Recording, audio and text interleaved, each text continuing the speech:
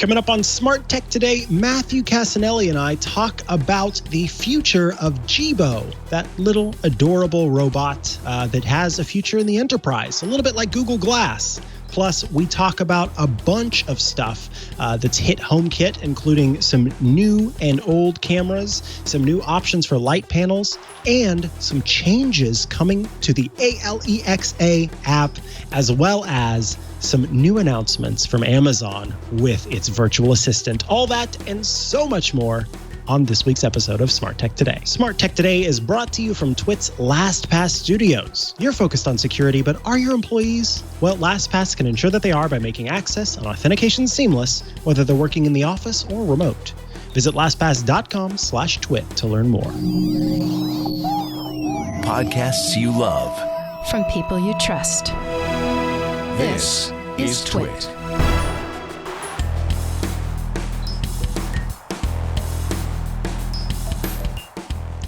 This episode of Smart Tech Today is brought to you by Raycon. Raycon's wireless earbuds are perfect for conference calls, video calls, music, or binging podcasts. Now's the time to get the latest and greatest from Raycon. Go to buyraycon.com/STT and get 15% off your order today.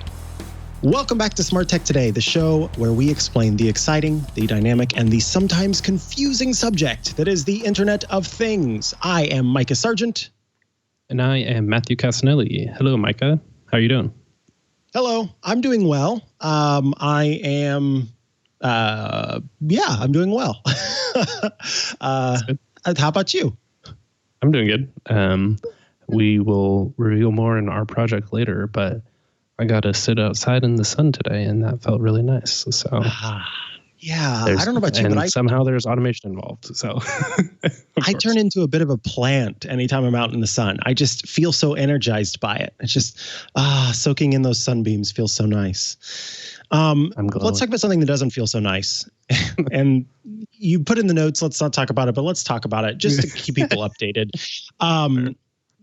Officially today, Wink kicked off its subscription service. So if you had not somehow been following along with what's going on with Wink, Wink is this smart home hub that lets you communicate with loads of different smart items in your home. And up to this point, there was not a subscription service to be able to access and control your devices.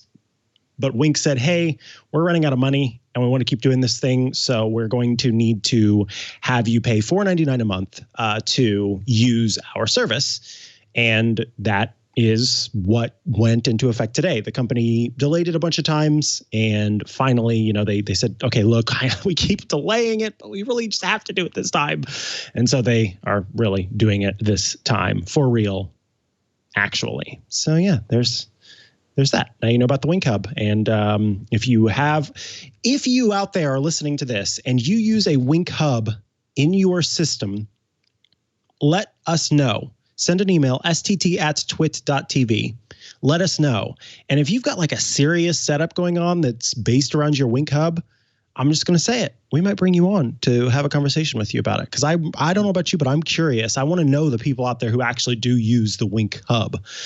So no promises, but if you end up being a person that like your smart home is based around the Wink Hub, I'm curious and I want to hear about it. Does that sound good to you, Matthew?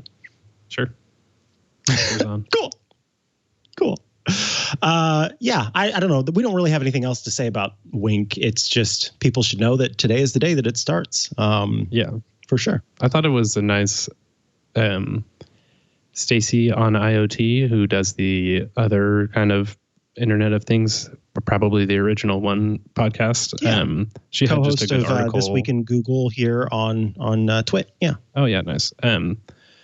She had just a good article kind of about how now Wise is going through a similar situation, and they sort of maybe saw this happen to Wink over the last 5 months and how brutal it can be to launch their own program now, because Wise kind of got in a weird situation where the company this is the next story of the company that they use to do detection got acquired by Apple. And so they weren't exactly planning on that when they set up all of those cameras and things like that. So now that that company is gone, they're undergoing a similar thing where they have to figure out, how do we provide this to people? And they've kind of gone through an interesting route, and it's a pay what you want plan, where if you want to use those kind of smart detection features on your Wise cameras now, you can, or if you want to continue using what you previously had but then lost, now you can. But they're like, please pay us for it. Kind of an interesting model. And so I'm interested, Mikah, what do you think about this? Yeah. Again, not great. Yeah, because again, it goes back to what we talked about before. You can't take things away from someone once you've given them to them, because at our hearts, we're all a bunch of toddlers. And I love toddlers, so it's not an insult, I promise. And the other thing is that it's the pay what you want thing. They're going to get me because I'm that kind of person who, like, just today, in my, I have a food subscription service that, sends me ingredients every week, and I, make food with it. And in it, they usually send a little card that has like free food boxes that I can give out to friends or family. And most of the time, they're just using those to have that one free food thing, and then they cancel. And I feel really like morally weird about that. And my partner has been trying to say, look, you need to chill because A, you're paying this company every month or every week. And B, I can't remember if I said one or A, whatever. B, you have had a few times where, a pepper came and it was molded or something like that. And so you weren't able to use it, just it's fine. And so I'm trying to be better about that. So the pay as you want thing is actually really hard for me because I end up wanting to give a bunch more than it actually. Feel like guilty. Yeah. Like the minimum amount is $5, and I'm like, so do I give 50? What do I do? You know what I mean? So that works for me, but not everybody is burdened with that, I guess. And I'm not trying. This is not me trying to toot my own horn. I swear to God, it probably is coming off like that. Such a good person. Yeah, not everybody is such a great person who. No, I just mean that. I don't see that. It's just charge an amount and make it that amount. And then I don't have to feel weird and guilty about it. And then other people aren't getting the service for free or close to free or whatever. And you just, if you just start with it. But I will say that this is a tough one too, right? Because it wasn't as if they went into it with a technology that was theirs and then took it away. But I don't know. How do you make that clear to your customers? It's like, this really isn't our fault and we're sorry, but we need to, I don't know. It's tough. It's a tough one. They did kind of, I mean, you're still relying on a third-party integration, and I'm sure that's part of why it's so cheap, is that they were relying on something else like this instead of doing it on their own. So it's kind of what happens, I guess, with some of the more, I want to say lower priced. I don't want to say cheap products because they're not cheap necessarily, but it just kind of, I mean, that's also what happens with Apple, I guess, when they take your company and just snatch it away underneath of people. Like, I don't know if you use Dark Sky, for example, but I'm pretty sure a lot of people are running. I think it's slowly faltering over the summer as they are integrating it into iOS 14. So yeah, it's kind of unfortunate, but I guess you can get it for free if you want it. So it's kind of, that part is more consumer friendly. And then they're just going to ask you to open your wallet, and you'll pay for the 20 other people. I'm looking, I don't know. Mikah. I don't know where to go to see this feature. Apparently I have one free license available that I can use. And I'm going to have to look into this because I've got, in fact, I'll be talking a little bit about, there was a certain product that just came out from under embargo today that I'll be talking about in my pick of the week, but I've got some Wise stuff. Yeah.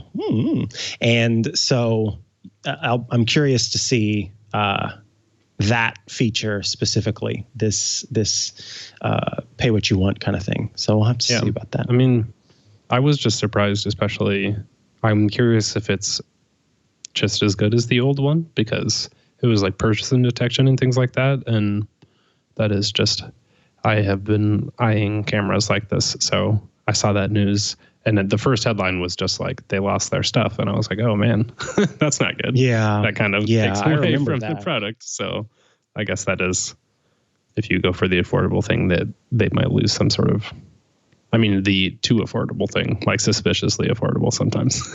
Yeah. It can't be that way. And it's a balance that has to be reached. And it's kind of a tough one to figure out what is acceptable for low cost versus what's not. I wish we were in the studio because I would be able to talk about this while holding one. Is it Jibo? The social Jibo? Robot. Yeah. I don't know how it's pronounced, honestly. Is it? I think Burke knows how it's pronounced. Jibo. Jibo. Okay. Yeah. So there's one in the studio, and it's called Jibo, and it was gonna die. They were kind of shutting it down and saying, "Hey, no, this is not going to happen." But I love when this happens. Some people said, "You know what? I don't want this little baby pal to go away. So let's make sure that doesn't happen." Jibo owners learned in May that a company called NTT Disruption had bought Jibo and launched a new website describing a future for the robot in healthcare and education. The website doesn't address the owners much. Instead, it lays out a business-to-business model for Jibo, in which the robot becomes more of an enterprise product than a consumer one. So we can call this going the way of Google Glass. They're Google Glassing it, I think, is what the new verb is that we've just invented here, because we are cultural shapers. Yes. You're Culture an influencer, shapers right? On TWiT. Yes, officially. Culture shapers today. No. Anyway. Oh, there it is. Look. They set it up for us in the studio. Jibo. Nice. If you're listening, you are not seeing the Jibo right now. So you may want to hop into YouTube and check out the Jibo, or, download the video version. It's up to you. But yeah, they're Google Glassing it. And look at its little head rotate. That means that it is going to be... It's hard to say exactly what's going to be happening, but they do say in this article from The Verge, Jibo will remain operational for the people who already bought it. Their bonds... in fact, the company that bought it says, hey, we really like the capability to create digital embassy with any age, any race, or any type of human. Yeah, that's what I thought was cool. Yeah, so this is neat.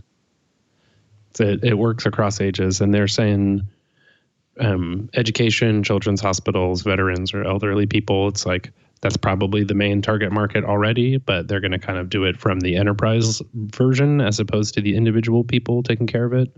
And they were also talking about a lot of privacy, because this is like people's for real digital companion, not just like a virtual assistant type of thing. And I mean, I think it first, pretty much everybody heard about it when it was dying, like, because they did this entirely depressing. It was like, I've had a nice time spending with you, but I'm going away now. And then did a little dance and then died. And then it was like, oh my God. Or it was like goodbye forever, like as it fades into the distance. No. So it's like, I mean, I think it still worked after that, but for those people, it was pretty brutal. I don't know. And it was just like very modern internet smart things type of thing, where you buy this whole companion and then it's like, I'm going away now. Just when I learned to love. So I was beginning to feel. Oh yeah, the video. You can learn more at jibo.com and by tapping the What's New button in my menu. I want to say this I've is really just in enjoyed someone's our time together. Thank you very, very much for having me around. Top of the DVD case. Maybe someday, when robots are way more advanced than today, and everyone has them in their homes, you can tell yours that I said hello. I wonder if they'll be able to do this. Yeah, and then it dances. Dance and then die. I don't think it dies. It's not like actually doing it. I was dramatizing it, but still, it's just like, I'm going away now forever. It's like, it's literally the movie Her. It's like, we've advanced beyond the need for interaction with you. So, I mean, I guess it's just good for those people who actually loved it, that for sure now it should stay around and won't just kind of die out. Or, I mean, I guess maybe they could have gone the Winker Wise route. Oh my God. But, I mean, that is like being supported by the healthcare thing makes a lot of sense. And it seemed like it was a real product for those people. Like it actually worked. And I think that's why it was kind of so dramatic when it did die. But that is nice. I can see people, it seems so simple too, but just like a little amorphous robot that you can kind of like project your imagination onto. So I guess it's nice that it has a second life now. Yeah. And apparently they are also working on an app that will be Jibo in virtual form, so that you can have Jibo on your smartphone. And again, the idea is that, what do they say? Everything that Jibo knows stays with Jibo or something like that. So yeah, that privacy implication that you were talking about. So that's good to know that Jibo will have a new life somewhere else. Good luck, Jibo. Good luck. We heart you, and good dancing there, pal. A new lighting panel system. I think, for the longest time, the big lighting panel system that everyone knew about and used purchased one was Nanoleaf. Nanoleaf has an excellent series of smart panels that you can buy. They're kind of pricey, and they just came out with new hexagons, but turns out they're not the only ones. What are these new ones, Matthew? Yeah, this is a cool article from iMore of the LifeSmart Colo Light Plus light panel system. So, is a mouthful, of course, but it's a HomeKit enabled and Amazon and Alexa or Google and, oh my gosh, I'm just not going to say it. Okay. But I think the main thing is that the initial product is only $25, and then you can buy starting at $12.99 for a single panel and a pack of 6 for $89.99. So there is a whole list of ways you can combine these panels and set them together. They're little hexagon shapes, and so you can create different interesting shapes and different colors throughout each one to kind of have almost like the light strip cast effect, but either they can be the art piece itself or just kind of in the image in our iMars article, it's kind of like an overhead or underneath cabinet lighting, which looks really nice too. So I thought this was just cool. Like, I'm still really interested in the Nanoleaf ones, and even just that they've been a company for a long time kind of instills a little bit more confidence than this is. I haven't even heard of LifeSmart before, but it's still like always nice to see other competitors in the scene, and especially them actually being HomeKit supported is nice. So I might be picking up a couple of these. I'm curious. So they're a little different. They're a little bit they're taller than the Nanoleaf panels, and what's interesting about them is that they can be both upper lighting, sort of facing down, but they could be on your wall, or they can actually kind of be a sculpture, which I think is really cool. So there are different configurations for these that you don't get with the Nanoleaf panels, given that the Nanoleaf panels are quite literally meant for the wall.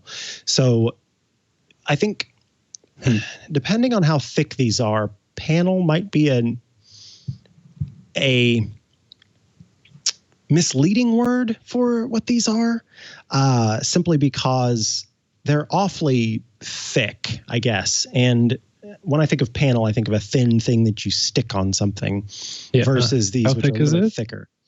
I don't see them. I'm looking for like measurements, but I don't see any measurements for it. 1.3 inches. Well, that's package dimension, so I don't know.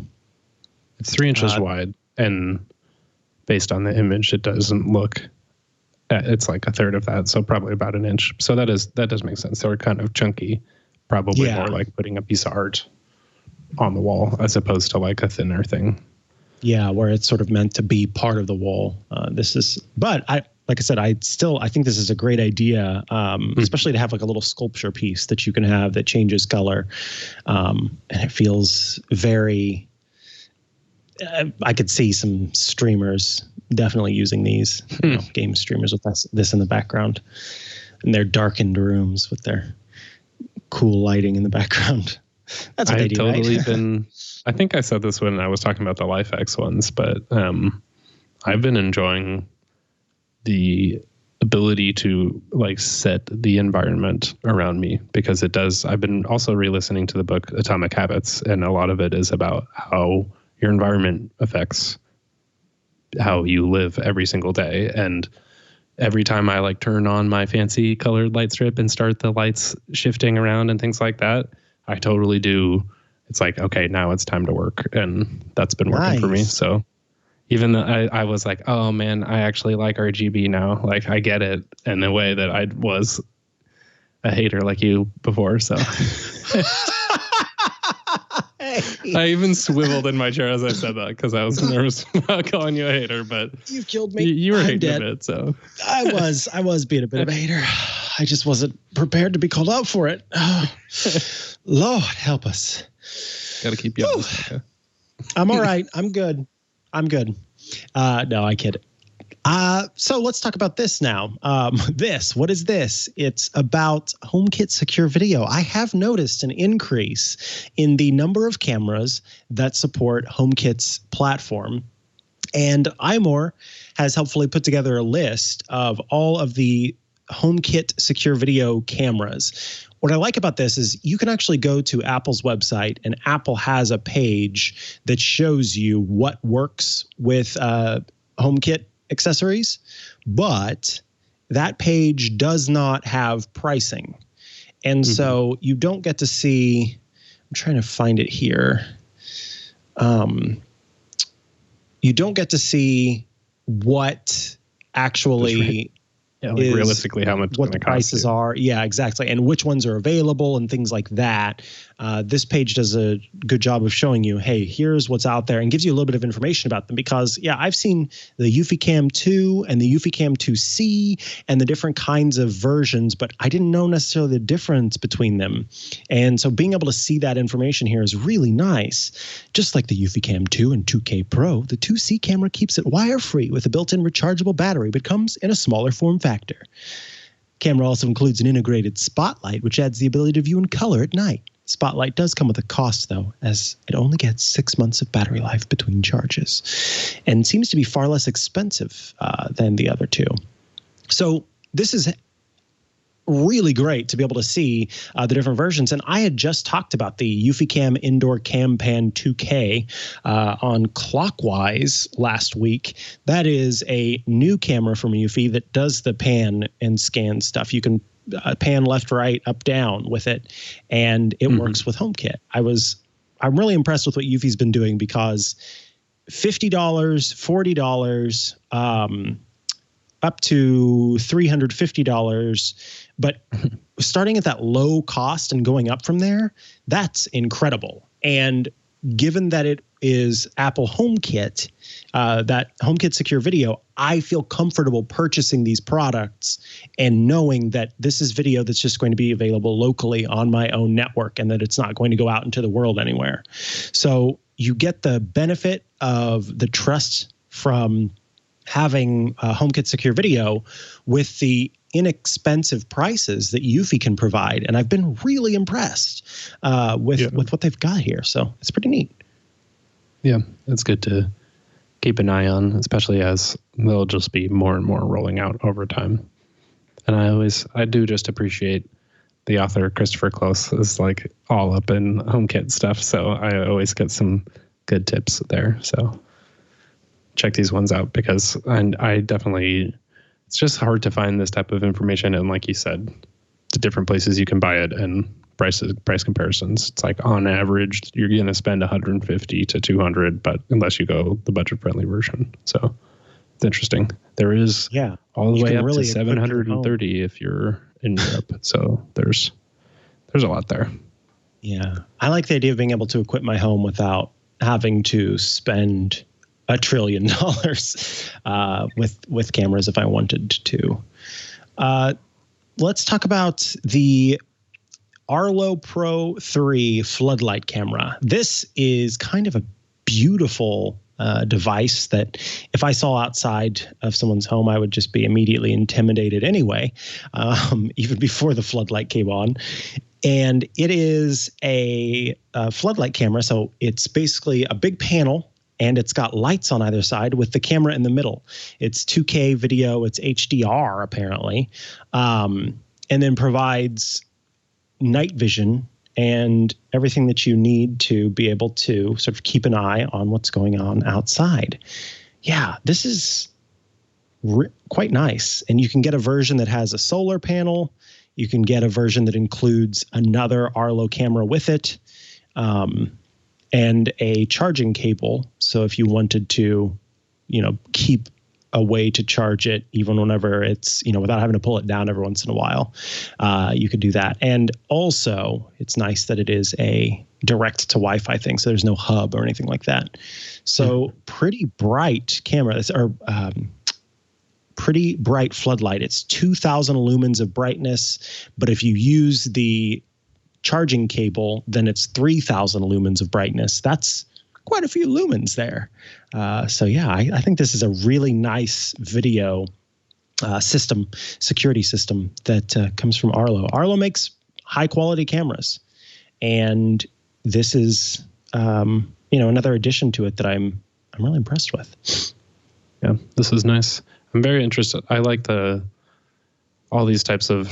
It's always hard to like really understand when something is wireless or not. I feel like every product advertising makes it look like they're wireless when they do have to end up being wired. So that's nice that it is rechargeable. And I just didn't really think of this product category combined. I was thinking of getting a floodlight that was activated by a motion sensor, but just it being both in one with the camera also is pretty nice. So I might get this for my backyard. But I don't think there's really HomeKit secure videos, so nothing yet. This is just standard HomeKit support. Oh, just normal HomeKit support. Gotcha. Yeah. Not on that list. Yeah, I've got one camera that is HomeKit enabled, but is not HomeKit secure video enabled, and in comparison, it's not great. It doesn't quite have the same all-inclusive package that you get whenever all of the rest of your cameras are HomeKit enabled. So, we'll see if they end up adding that functionality later. But I imagine, one of the things that's difficult is when you've got a product that is multiple accessories and you're tying part of it into the HomeKit secure video platform, and then part of it is a lighting system. How do you do that? Because one of the things with HomeKit secure video is it kind of does cut the device off from most other means of control outside of the HomeKit platform. And so that's one of the things that I've had to sort of figure out with the panning Wise Cam, or with the panning Yuffie Cam, is the pan and scan functionality is not available within the Home app. And so there's some stuff that I still have to use the Yuffie app for, and that keeps it separate. So yeah, it's a little tricky, I'm sure, to try and figure out both. But the fact that it's at least HomeKit on its own means that you can use Siri and your Apple TV to view what's happening on the camera. And that's the main thing that I want, I think, from a system, for sure. Alrighty, let's take a quick break before we come back with more. And I'm excited to talk about a new sponsor here on the network. It's Raycon, who are bringing you this episode of Smart Tech Today. Raycon has wireless earbuds that are incredible for all sorts of listening experiences. Whether you're working from home or working on your fitness, you want what you're listening to be what you are listening to, not what your roommates, your neighbors, your significant others, or children are listening to. It's your music in your ears. Everyone needs a great pair of wireless earbuds, truly wireless earbuds. But before you go dropping hundreds of dollars on a pair, you got to check out the wireless earbuds from Raycon. Raycon earbuds start at about half the price of any other premium wireless earbud on the market, and they sound just as amazing as the other top audio brands you know. In fact, Raycon's newest model, the Everyday E25 earbuds, are their best ones yet.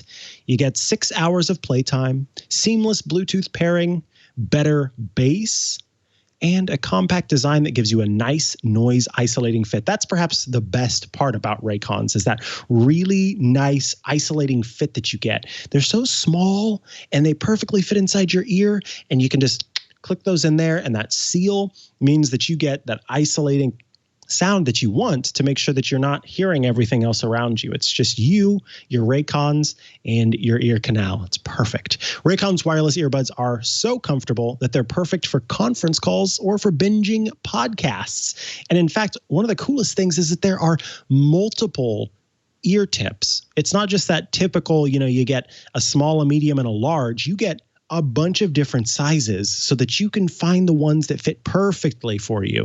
It's not just boom, boom, boom, but it's, I just need that half size smaller. And, I don't know about you, but my ear canals are shaped differently. I'm pretty sure that's how it works with everybody.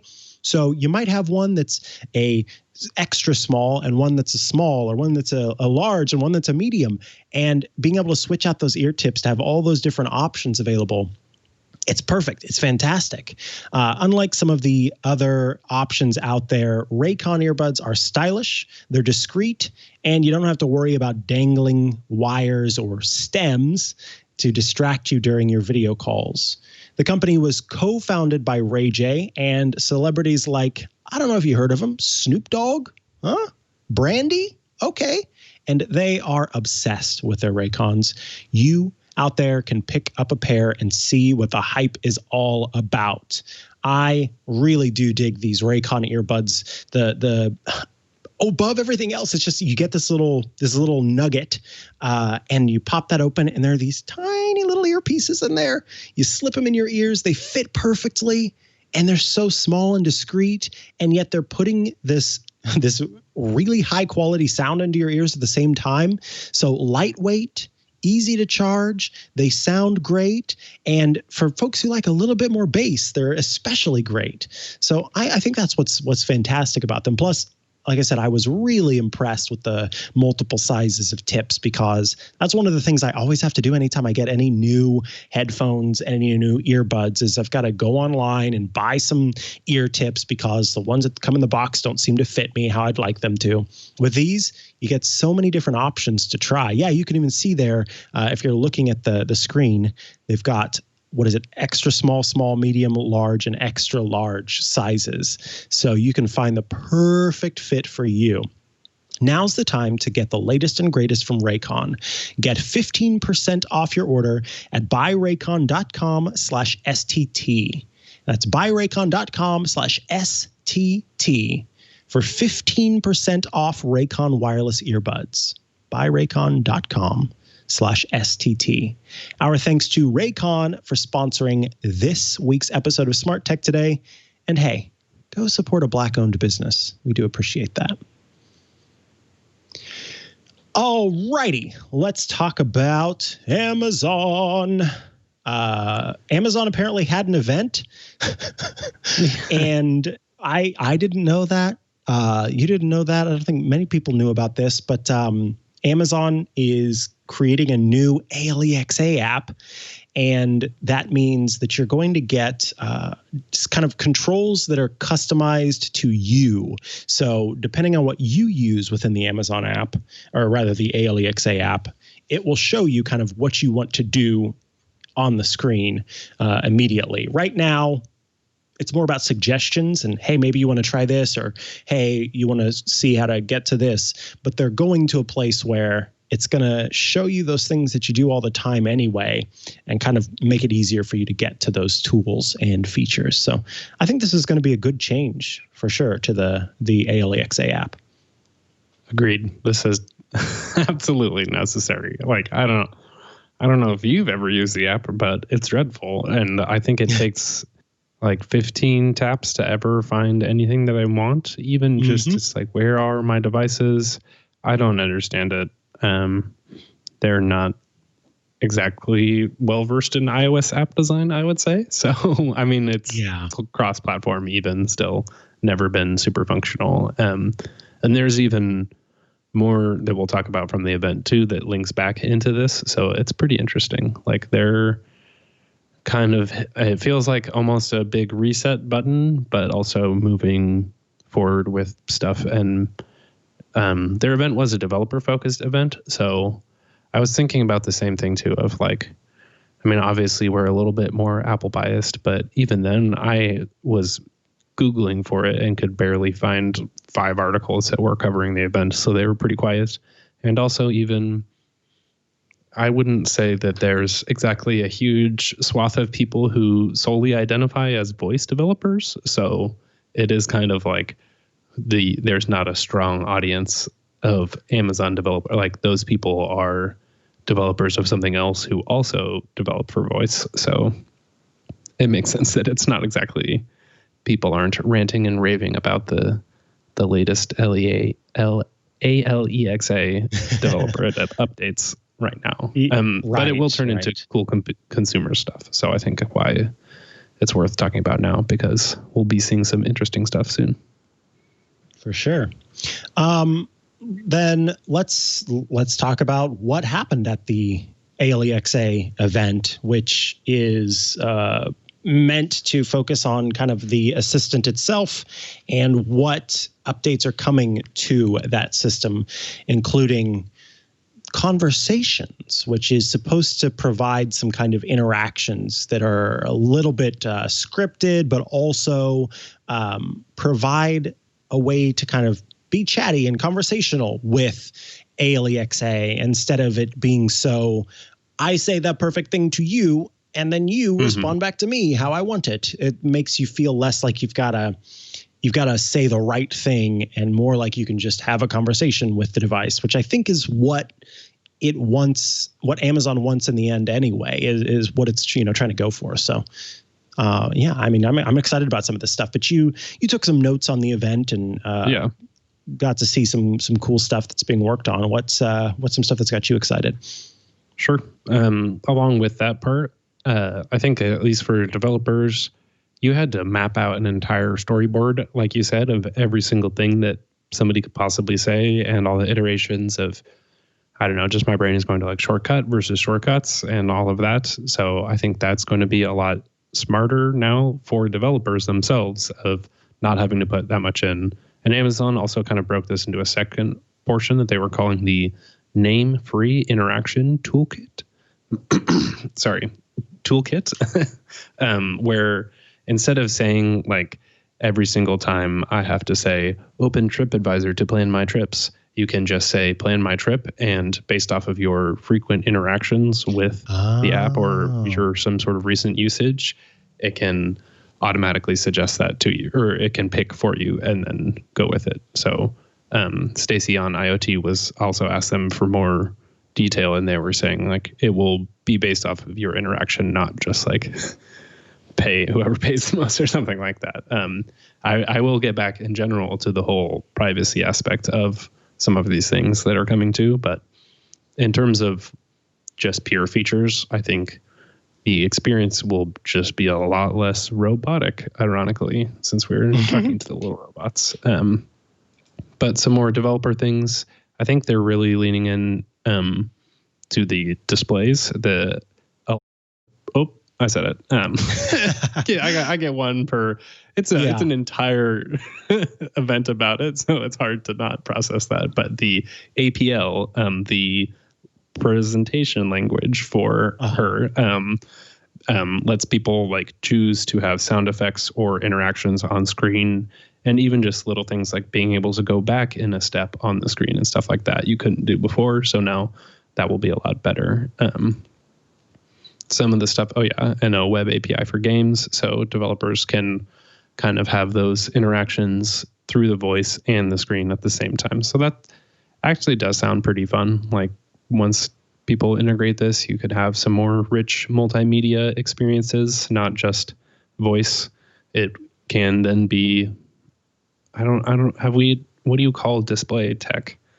interacting with that. That's not. Oh, that's a good question. It is touch, but like, okay, we can come back to that. Yeah, for now. to call that. But there's a lot there too, because I think they were also emphasizing on the go now, where I think a really cool thing is that you can resume skills, and I immediately was jealous because I want this with shortcuts. To be able to come back to one shortcut multiple times would be like, I was like, oh my gosh, that would be so cool. Because then you could do I tend to put a bunch of steps right at the beginning, but if you could pause, come back, and really like resume something, that seems really interesting. And their good example was just Uber. When you call a car, first time you're requesting the car where you want to go and stuff, and then the second time it's just like it's on the way or something like that. So it doesn't have to. Maybe they could have handled that on their own in the back end, but now it's easier for developers. And then the other interesting thing is that Amazon's Assistant is coming for apps. So Alexa for apps, which seems very much like shortcuts, where you can basically use your Echo and say, do this in my app. And if the developer has supported it, then it can interact with that app. I don't have all the details of how exactly that works, if it's just going to leave a message or if your device has to be open and active. But that's very fascinating, because that's always been, I've always kind of, since Apple announced shortcuts and I saw what became of workflow, I was always curious how Amazon could possibly compete in the app market with their voice assistant, because they don't have a phone. Fire Phone was a massive failure. And just on a daily basis, Amazon stuff is great for in the house and now a little bit more on the go, but having it actually interact with your apps on your phone is very interesting. The major thing there for me is, how do you know that your app is enabling that, and how much information is it passing back to them about usage? Because that's the stuff that I'm okay with Siri knowing on my phone, but I don't want device, to go out. Yeah. So that's super interesting. Another major thing is quick links for skills, which is just a way to actually see a skill in the app. I'm trying really hard not to say it, but it's basically, you can click a link and it will open in the Amazon app, the Amazon Echo Lady Assistant app, and it can actually take you to it, which is it's very wild that this wasn't possible at all before, because it's like, oh, how do I get this skill? You go to their website and it says, open the app and look for the skill. It's like, great. Thanks, guys. Didn't need that advice. Like, I just didn't want to do that. Take me directly there. So now people can do that. So I'm also jealous of that. And then I was trying to, of course, be like, okay, how could I put it on my website where if you had shortcuts, it would just run the shortcut when you tapped it? Because that's a thing that's interesting to me. I guess it's just installing it. It's just like the iCloud links for shortcuts, but I don't know. That's a great user experience thing, because discovering a skill is either you are asking this voice interaction thing and you have no way of actually finding more information about it except for then going into the app and finding it yourself. It's kind of a disparate experience. So hopefully this will just get people using more skills and getting more developers exposure. And then some other stuff of on the screens, you can now make in-app purchases, and Amazon is going to take 30% of that. So maybe more free skills that have richer experiences that you can unlock and kind of pay for on the little screen. And then the last little bit is their module for people being able to create assistant skills in physical products is just now cheaper. It's $4, and you can kind of set up your own type of thing. So that's pretty fascinating. I didn't see too much about this, but I'm interested if it means that people like you and me who want to tinker can get into it more, because that's super cool.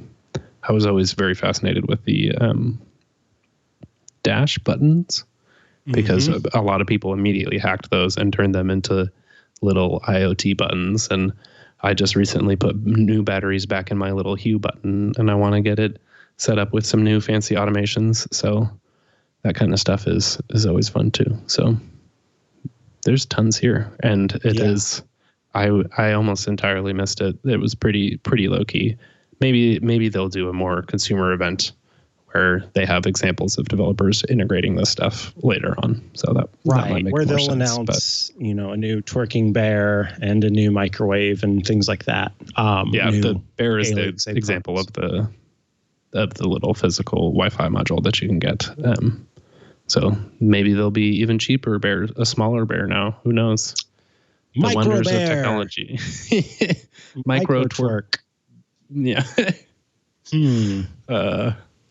Don't know if I want that, but yeah, maybe we should move on. yeah, let's move on. Speak in news. So yeah, I was trying to think of something clever to say for things that we want to have happen. In news of the things that we want to have happen. God, that was a terrible segue. You can finally watch Netflix on the Google Nest Hub and Nest Hub Max. So these screen first devices, or they're not screen first devices, they're voice first devices with screens. Have you not been able to watch Netflix on them, which is just kind of odd because you'd think that, this device that has this big, beautiful screen would be something that you could watch media on, and Google and Netflix are playing well with each other and have decided, that's actually a good idea. And so now you can watch Netflix on your Google Nest Hub or Nest Hub Max. And I remember you saying that you watch YouTube videos from time to time on your Nest Hub. Isn't that correct? Yes, so this is probably exciting for you. Oh yeah. I was just over here this is one of those articles where I actually exclaim out loud. I'm like, oh, hell yeah.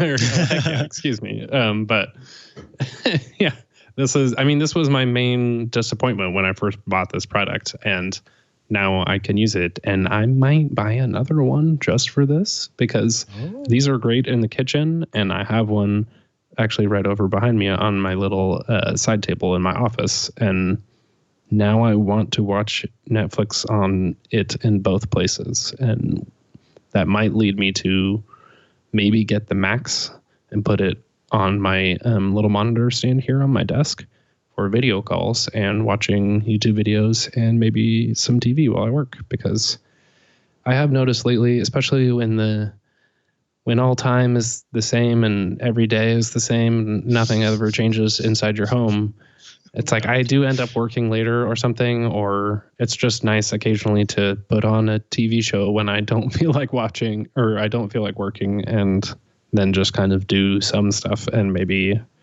then turn it off when I actually get going. But those are nice. I think that makes a ton of sense. And I'm pretty sure this logically sounds like a follow-up to the Google events that we just saw, where they added these new APIs to make this stuff possible, and it just wasn't ever up to Netflix's standards before. So I don't think at all that I expected when we just talked about this that Netflix would have it out in 2 weeks, but that sounds like Netflix, especially during a pandemic. So get it onto every screen we can possibly get it onto. So I'm super satisfied. That's awesome.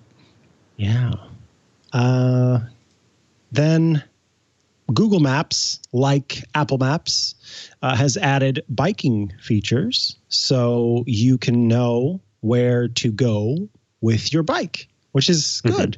A lot of people use Google Maps and have for years. Well, it's had biking for a while, but oh wait, what's new then? Oh, new features for biking. Yeah, my apologies. I think a big thing that they're doing is adding in bike share stuff. This article also is a little deceiving. They make it look like they just added more biking stuff, but I think the main update for just biking specifically is that they're adjusting all of the routes due to unusual closures, because I don't know about where you live, but there's tons of roads around us that are closed to cars now, and especially bike paths. Or bike routes. So they're keeping that up to date. I think they might have been a little upset that Apple was getting a bunch of credit for having biking directions. So it's like, hey, just so you know, we've been doing this for the while. last 10 years. Here's a little update. Yeah. But they are adding docked bike share directions and stuff. So if you have that in your city, there's Chicago, New York, San Francisco, Washington, London, Mexico City, Montreal, Rio de Janeiro, Sao Paulo, Taipei, and New Taipei City.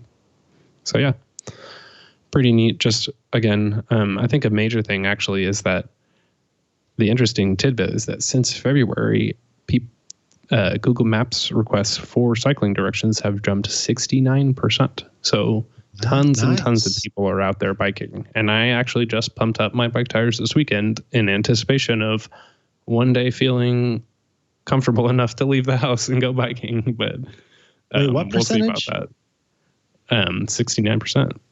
Nice. Thanks, Mikah. And then lastly, but not leastly, let's talk about automations in shortcuts.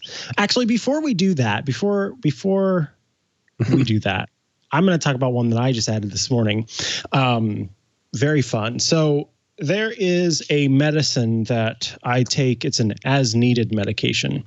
And so I don't need to take it all the time. But when I do take it, I want to know at what time I took it.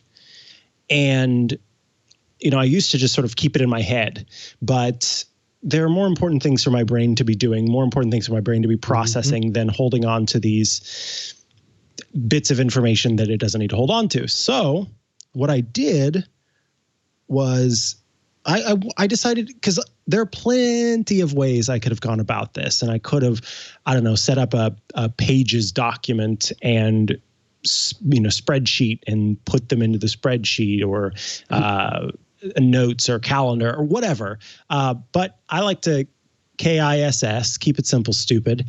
And I already use my iMessage chat with myself as a way to collect links and information that I want to remember.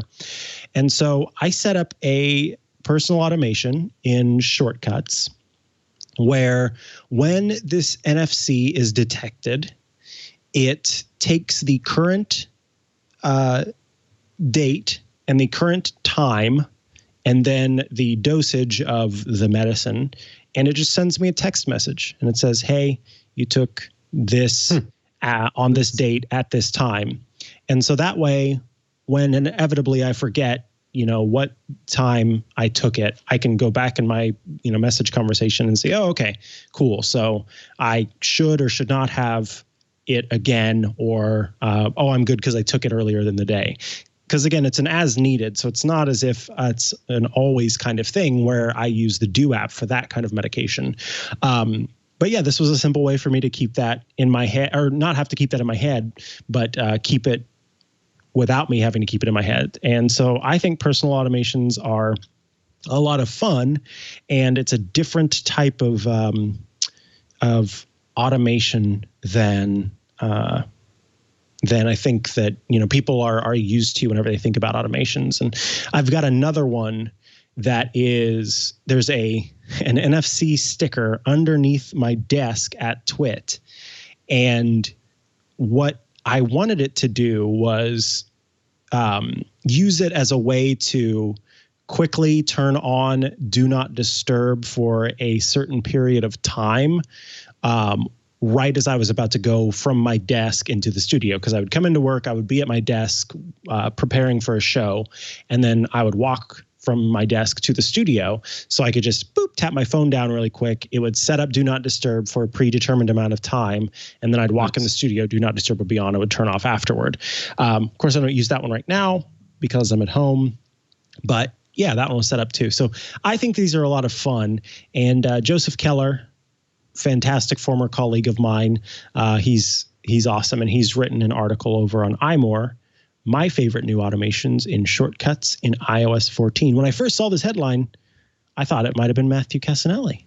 But yeah, this is interesting. We've got all sorts of stuff. So what are some of these that maybe you have used, haven't used, or some of these that have inspired you to want to add to your complex library. I'm trying to figure out before we do that if the photo in the article literally is my hand. And I think it is. It looks like my hand. So I think they might have reused my photo with a different screenshot so that it also confused me when I saw it because I was like, did I write that? No. But yeah, Joe's been doing a lot of... to the camera now. Oh, here, wait. Try to composite them together in real time. It's a little difficult. I can't do it that way, but that's okay. Well, it does say, oh, did they just change the screenshot on the screen? Oh, yeah, because I was going to say, it says Keller House. Because I don't shoot new photos for every single one of my stories. But yeah, so Joe's got a series of automations. And I thought even the very first one I thought was great because I hadn't thought of it at all.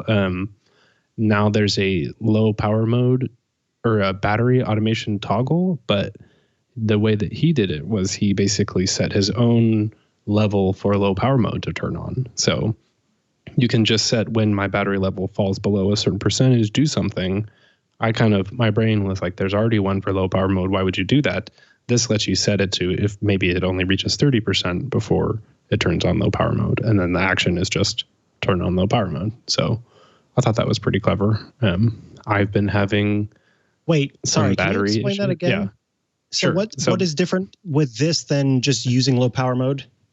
This way, the automation itself is when my phone hits 30% battery, then do something. And he just has it turn on low power mode at that point instead of waiting until 20%. Like his complaint was that you can't customize whether it's 20% or not. It's just 20% for everybody. And this gives you the power to do that. So maybe your phone is older and you have worse battery life, or like during beta season, my phone is dying all the time. I think I've been at 20% most of the time for the last 4 weeks. So this is I might set this to like 50% because I probably need to start thinking about it near the charger around then.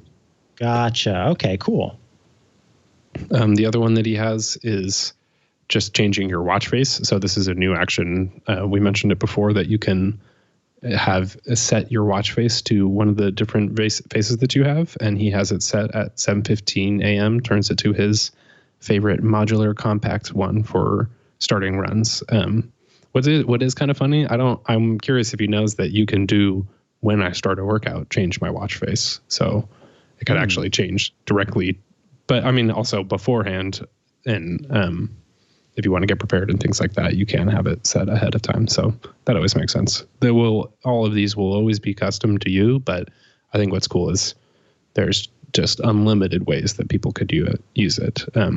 And then the last one that I think is really clever is custom AirPlay alarm. So when his alarm goes off, there is no alarm that actually goes off. It just triggers the shortcut, which then uses set playback destination to change it to his speaker, which is a Bluetooth speaker. And so he said it always has a little bit of trouble connecting immediately. If I start playing, then it will play 5 seconds of the song, then switch to the speaker and be 5 seconds in the middle of the song and kind of blow you away with it or something. Or, I mean, I think this is piano or something like that. So maybe not that, but he puts in a wait action. So it just waits a little bit and then does it. And I've done the same thing with my Apple TV before, where if you use the wake Apple TV action, you usually want to wait 5 seconds before you do something else because it just has to turn the Apple TV on and everything. So that's pretty clever. But then it just plays soft music on his speaker in the room. So that's awesome. Like these are legit, super powerful things that people should do. Oh yeah, and then the other one is great for podcasters is when you get a message from your co-host with a specific thing. Like I even thought about this today because I sent you the sheet link for the Google Doc that we use together. And I could just do that every time. And then you could have an automation like he does where then it has do not disturb turn on because it's like, all right, it's time for the show. So I thought those were pretty clever uses of the new messages automation, the Apple Watch actions, time of day automations that are now truly automatic, and then low power mode, the battery trigger ones. So good article from Joe. Cool. Yeah, that I love. See, you just don't think of all of the things that you can do, and then someone does something that is similar to what you're creating or doing, and suddenly you're just like, oh my God, I just have thought of 1,000 different things that I want to try, and I was really encouraged by the NFC tag that I set up with my what am I trying to say? Blood pressure. I was trying to mix Bluetooth and blood pressure together. So it's going to be like blue pressure. Anyway, blood pressure monitor. And when I had done that, it just encouraged me, oh, I could do this, or I could do this, or I could do that. And so that's what got me to want to add the NFC sticker to the medicine. And then not too long ago, let me find it here. We got an email and then a text message. No, a tweet rather. I'm having trouble finding it now. There was a tweet that came to me letting me know, and I'm sorry, I'll have to give credit next time. We'll follow up with that. So next, or I got a tweet saying, hey, you know how you've been wanting to create a shortcut that lets you record your toothbrushing activity? So up to this point, still in this beta, there's like, what are we on? Beta 2 of iOS 14. So as of iOS 13 and now iOS 14, for some reason, toothbrushing exists as a separate entity. And Matthew, this will make more sense to you maybe than the outer world if you don't have too much experience with shortcuts, but I want to dig into this for just a second. So when you go into shortcuts and you are setting up a new shortcut, you can tap on apps, and you tap on apps, and then it lets you see a bunch of different apps that you have. And when you tap on those, it shows you shortcut options. And I'm probably not using the correct terminology, but just go with me here. The different options that you have for that app, kind of different things you can do, different actions you can take within that app. So you tap on health and it shows you get data for, the different health entries. And then it shows like write data to health entries. And then there's another one, I think it's other activity or something like that. There's and then the find health samples and log health sample. Yes. Which is a weird term. They are. And then there's other samples or something like that. And then the last one is toothbrushing. For some reason, toothbrushing exists on its own, not as just listed as a health sample option. And so you can't log toothbrushing because it doesn't exist within that list of possible samples to log. Instead, it exists as a way to just launch the toothbrushing page in the health app. Annoying. And so I've always been annoyed by the fact that I can't set up a little automation that would let me tap my phone onto the charger, for example, of my toothbrush, and then it would log that I brushed my teeth for that evening. Someone awesomely wrote in and said, hey, guess what? If you use the Streaks app, which is an app available for iOS, which is a task management app, and it sort of helps you set habits, it integrates with the health app for iOS and will write to the health app for iOS. So it does that for water, it does that for exercise, it does that for lots of things, but it includes an option for toothbrushing. And so what you can do is set the toothbrushing option in Streaks, and then go into the Shortcuts app, set up a new personal automation that says when you detect this NFC tag, and then you tap on apps and you tap on Streaks, and then you can take and drag that onto the shortcut you're setting up. And so what it does is whenever I tap the NFC tag, then it marks that as completed in Streaks, which then tells the health app, hey, this person brushed their teeth for X amount of time. That's awesome. It's a great way to do it. I'm sure it's just I was going to say it could still not be fixed in the beta because they might not know about it because Mikah Sargent hasn't filed a radar. Hey, send Matthew Cassinelli $5. I don't see an app for that. Oh, You'll great. need to Perfect. I'm doing Should it. have made a All right, shortcut here to we send go. $5. Yeah, exactly. What was I thinking? You're supposed to be able to do that. That's been a Siri intent for ages. And I also have a link to my File a Radar shortcut if you wanted to use that. Shortcuts feedback for toothbrushing. Boom. Yes. For real, though, my shortcut to file feedback guides you through how to format the feedback and everything. So it's easy. But so if you don't want to pay for it, then you can file a radar, or you can use Matthew's shortcut for that. Fair. Okay, I will use it then. He literally just sent me $5. So it's feedback as a service. It's fast. All right. Tell me about your project. I've done enough ranting.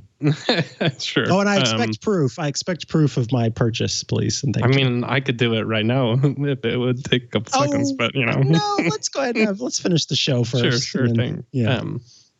So I have finally, after many moons, established my smart home backyard, which is awesome. And I actually, let me see. I'm going to tweet out the photos real quick because there is this tiny little strip of backyard that we had always considered basically nothing because it's a dead garden and then a metal path and then dead grass with like rocks in it. So it's not exactly it's just kind of like a way to get to the little tiny dilapidated garage that's falling apart that we have also on the property. So my girlfriend's grandmother's home and everything. So she's an amazing Berkeley woman who like built herself from, she was I don't know. There's too much to the story, but we've like never actually used this house kind of because it's always been a family home and we weren't totally sure how long we were going to be here or anything. And there's just this little strip and never did anything about it. So then, of course, 4 months into quarantine, it's like, let's maximize every inch that we have. If there's 3 feet right here that we can utilize, we're going to utilize it. But the big thing is that the side of the house kind of comes over near where the fence is. And we realized that, I think one day while we were walking, we saw somebody else who has a triangle-shaped sunshade, so that basically out in their front yard, they could have little patches of shade in a space where there's no trees or anything like that. And we got very interested because that sounded really nice and we have just the right space. And I think the sunlight is okay for it. It really is only useful for like a certain portion of the day, but when you're home all day long every day and might be for the foreseeable future, it's like, all right, let's do this. So we bought a smart shade from, I don't think I put it in the show notes, but we have a shade from Amazon that we ended up, luckily, I think they lost it or it was delayed in transit. And so they ended up giving us the price back for free because they just kind of do that sometimes. They're like, oh, we lost it. We'll give you a refund. And then it shows up anyways. So that actually was extremely nice because that cut the project cost in half from, it was $50 for that. And then we ended up, I don't think I calculated the string lights because I bought those separately, but a while back I had bought a set of string lights, just Amazon basics. And then I had seen the Maross outdoor smart plug. So it's just a smart plug setup that it's just a little 2 outlets on one that is all waterproof so you can keep it outdoors. And then I have a long extension cord that is actually thrown up on the top of the garage. And we even have like this little trellis thing that there's just an orange cord going through it now. So at least it's off the ground. I'm going to replace it with the green one. And I think like staple it all underneath. But for now, it's looks really nice in the backyard, at least not from the front of the house. But hey, we're in it all the time, so we don't notice.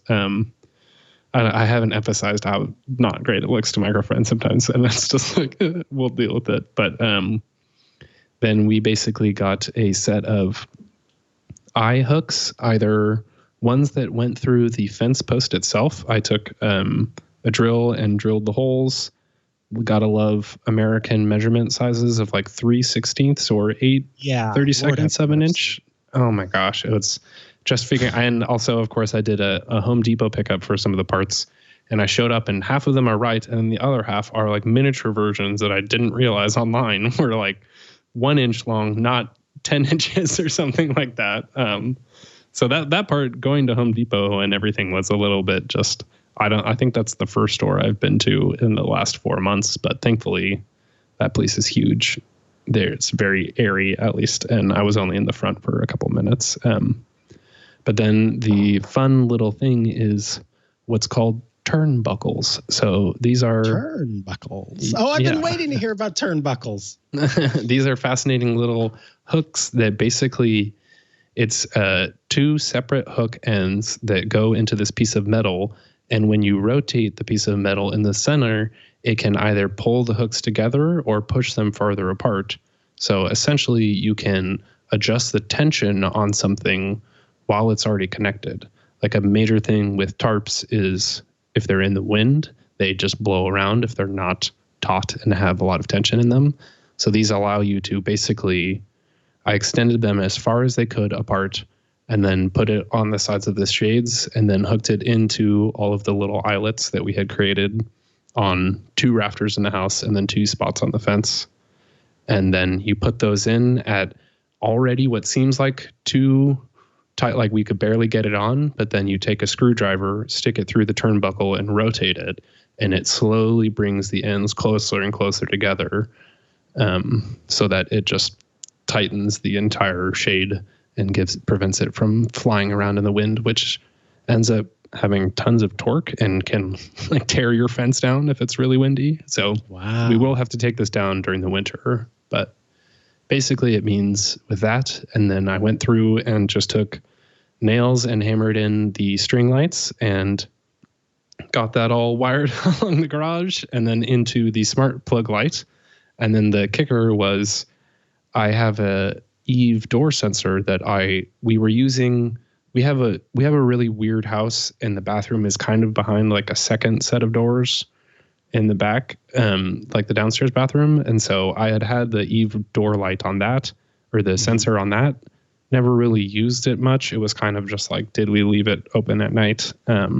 Instead, now this is on the actual back door, and whenever we go outside into the back, the string lights turn on at night. And now we already have gone out there and had a beer for like an hour on Saturday night, where I don't think we've ever spent any time in that backyard. On Sunday, I read out there for a while, and we have our little camping chairs and a junky little IKEA table that ends up just being perfect because the chairs, then you can put your feet up on the IKEA chairs. And we were just like, oh my gosh, this strip of land that was nothing at all and looks dead has now become, I put out a sleeping bag and took a nap underneath the shade thing. And I was like, oh my gosh, this is going to heal my soul right now. So altogether, I think it was 130, maybe 150, like price wise. We ended up getting the discount, which was great, but this is very cool. It instantly is extremely satisfying just to be able to spend some time outside without a mask and feeling like, I don't know, it's actual privacy outside is something that I pretty much moved to California for this and have just now finally achieved it. And I'm pretty satisfied. So that is, if you can do something like this, I highly recommend it. I think I got to look up the video that I watched, but I now know how to tie a fancy knot as well, because I wanted to make sure all of those things were on there. And just, I mean, it's not anything super complicated, but just one that will stay. And an important part was be able to come apart easily, because we had to then readjust it once. And if you just tied a traditional knot and then it gets tension on it, it gets tighter and tighter and impossible to undo. So, and then of course I was like, what if I learned how to tie other knots? And then you go into that whole YouTube knot rabbit hole of like, I got my own like twine here. This is my favorite kind of twine. It's like, where did this come from? I don't need knots ever. But I was like, I get it. You are never going to learn a knot until you have to do it. Or once you do it 8 times in a row, then that really does emphasize in your brain how it works. So, hey, there's a little side benefit there too. But I'm pretty satisfied. And Maras has good products. I saw they also have like a little in-wall light switch thing, so I thought that was cool. I think that's a new brand too that I hadn't seen before, and now I'm going to be using all the time. So I got to think of some other fancy automations or completely excessive things to put back there to automate. I don't know. We'll figure it out. But that's awesome. It's a very, very good start. Yeah. That's fantastic. All right. I will talk about my pick of the week, and then we will talk about your pick of the week, and then we will say goodbye. So my pick of the week is a product that is officially out of embargo now. It is the Wyze Cam Outdoor. This is a new product from Wyze that involves both a waterproof camera that is remote, so no wires or anything like that. Remote. Whoops. It's got a magnet on the bottom. Yeah, it's remote powered and lets you connect it, to a wall or somewhere, and then you can set it up that way. And it comes with I don't think I can really pull this over here, but it comes with a little device that you hook up directly to your router. So it's meant to have this hub that basically connects to different Wyze cameras that you have set up around your home. And that way you don't have to have this, a bunch of Wi-Fi devices on your network. So it has its own little radio signal that it's sending around to communicate with your devices, and you can have it outside, and then you just bring it in. I think it's once every 6 months or something like that to charge. It's 1080p live stream and recording, which is awesome. Works in all sorts of different configurations, and you can have it indoor or outdoor, of course. It's got IR cameras, IR lights, so you can see it at night, which is nice. Whenever the sun goes down, it switches on those IR lights, and with motion detection, which is passive infrared motion detection, plus the stuff that we talked about before for Wyze, which is that person detection technology. You can get 4 cameras per one base station, and so you can connect all of those. And the starter bundle is just $49.99 for the starter bundle. Yeah. That's a really good price. And then after that, $39.99 for each camera that you add to the setup.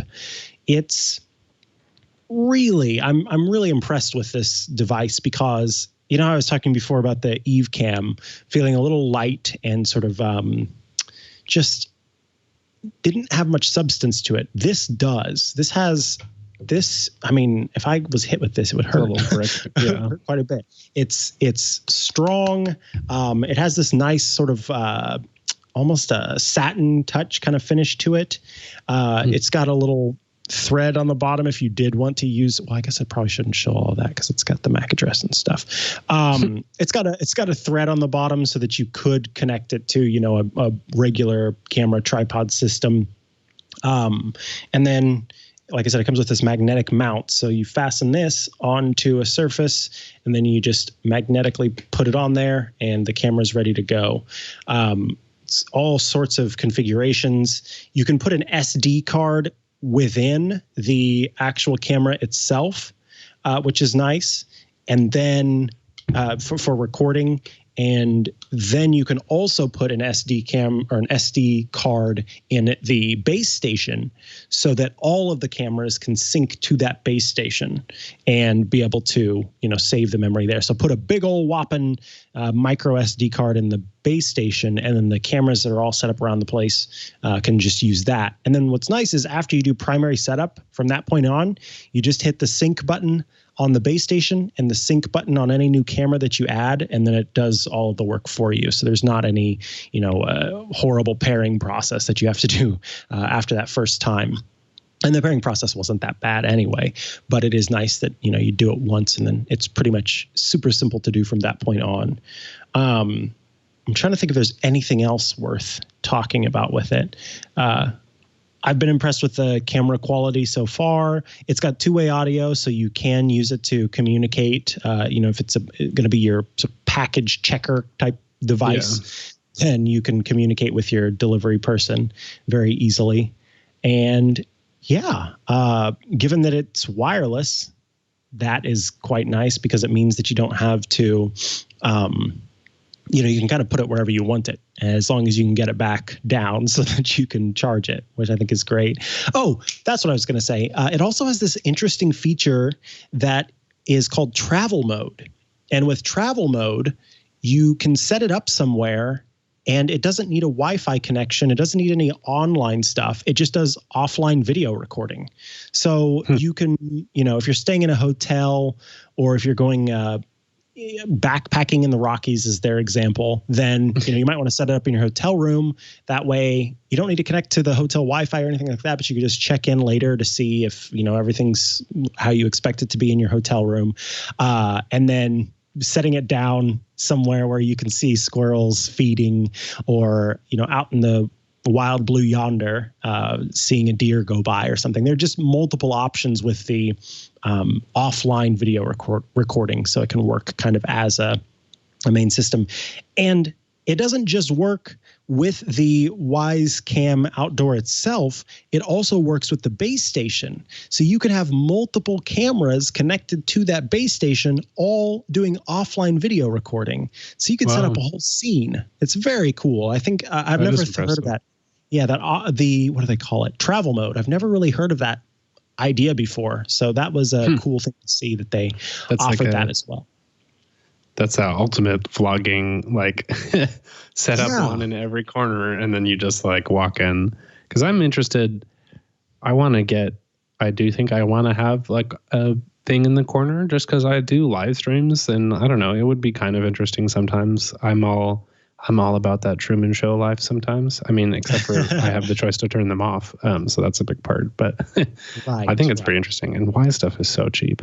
I think the HomeKit part is obviously gets me a little bit not having that, but I got to get them to expensive. Yes, good point. But maybe I should tweet at them and be like, you guys should add shortcuts because that's a good way can't send you data out, but you could pull it as you need or something like that. So absolutely, that is always the route around when you're trying to go the low cost route for building these products, but this is cool. Nice. Man, I want the camping time lapse is a great example of these are so affordable that you could just have one and stick it in the tree and you could have two or something like that. It's kind of cool. Yeah, absolutely. All right. Tell me about your pick of the week. Yes, this is cool. I thought it was a clever app for Android, actually, but it's kind of paired with a new feature that's coming to iOS 14.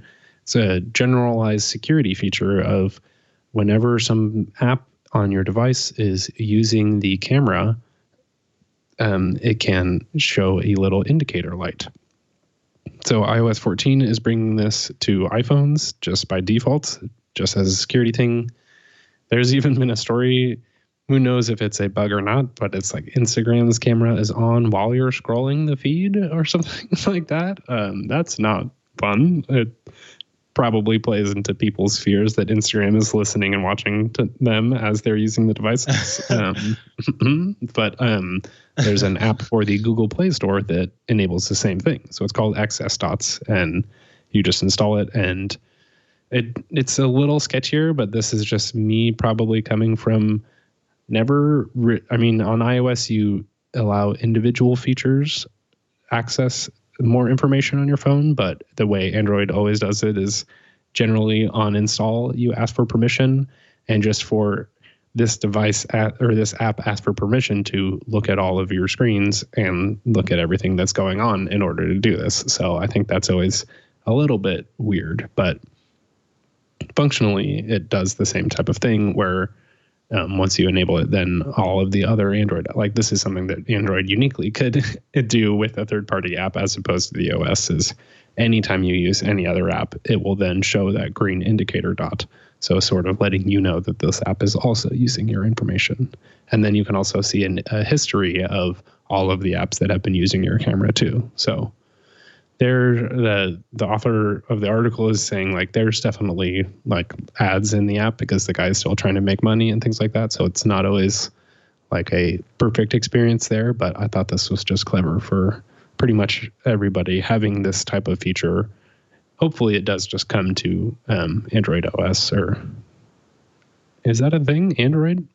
I just said Android OS like it was actually a thing. I'm not sure, but I don't think they call it that. Yeah, but Android OS, that's fair. Sure. It's Android operating system is true. But access Dots on the Google Play Store for free. Cool. Awesome. I love that. And it's available for free. Sweet. All right, folks, if you've got thoughts, feedback, questions, tips, etc., you can send those to stt@twit.tv. Thank you to the person who let me know about being able to use streaks with the NFC automation. That was awesome. We record the show, of course, live every Monday at 7 p.m. Eastern, 4 p.m. Pacific, 2300 UTC. If you don't want to tune in live, though, and you just want to have the show available to you when it is published, well, subscribe. Heading over to twit.tv/STT is where you can go to find the links to the show in all of its formats, both audio and video. So you can get it on YouTube. You can get it in Google Podcasts, Apple Podcasts, etc. You just click on the corresponding link and find your service of choice. Super simple to do. If folks want to follow you online, where I am sure you will tweet at me with your proof of delivery of my feedback as a service, where do they go to do that? You can follow me on Twitter at Matt Cassinelli, and that's CASSINELLI, and then also MatthewCassinelli.com. I am trying to put all of my shortcuts on my website as soon as possible, so there will be some fun stuff there. And yeah, I'm redesigning tons of it and putting it natively on the web, so it won't just be an Airtable database. So get ready for that. I'm super excited. Yeah, it's been a lot of work, but it'll be excellent. Yeah, that's going to be great. I'll just go in there and steal all the things. I mean, happily snag all the things. If you want to follow me online, I'm at Mikah Sargent at pretty much all of the social media platforms. So that's where you go to do that. Oh, yeah, and chihuahua.coffee, CHIHUAHUA.coffee, where I've got links to the different things I do online or places where I post online. Thank you all for tuning in, and it is time to say goodnight to your smart assistants. Good night. I'm going to go turn on the lights in the backyard. Nice. I'm jealous.